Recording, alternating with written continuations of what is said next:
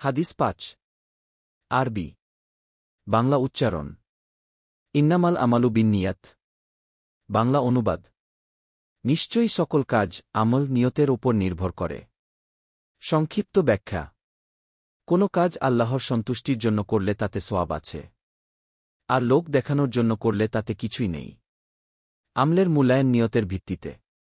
হাদিস ৬ আরবি বাংলা উচ্চারণ ফামান কানাত হিজরাতুহু ইলাল্লাহি ওয়া রাসুলিহি ফাহিজরাতুহু ইলাল্লাহি ওয়া রাসুলিহ বাংলা অনুবাদ যার হিজরত আল্লাহ ও তার রাসূলের উদ্দেশ্যে, তার হিজরত আল্লাহ ও তার রাসূলের উদ্দেশ্যেই হবে।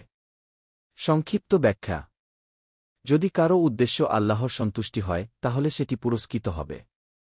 এখানে নিয়তের বিশুদ্ধতার গুরুত্ব বোঝানো হয়েছে। হাদিস ৭ আরবি বাংলা উচ্চারণ ওয়ামান কানাত হিজরাতুহু লিদুনিয়া ইউশিবুহা আও ইমরাআতিন ইয়াতাজাওয়াজুহা ফাহিজরাতুহু ইলামা হায়রা ইলাইহ বাংলা অনুবাদ আর যার হিজরত দুনিয়া লাভ অথবা কোনো নারীকে বিয়ের জন্য, তার হিজরত সেই উদ্দেশ্যেই গণ্য হবে। সংক্ষিপ্ত ব্যাখ্যা নিয়ত যদি দুনিয়ার জন্য হয় তাহলে তা ইবাদত নয়। তাই আমাদের কাজের উদ্দেশ্য সবসময় আল্লাহর সন্তুষ্টি হওয়া উচিত।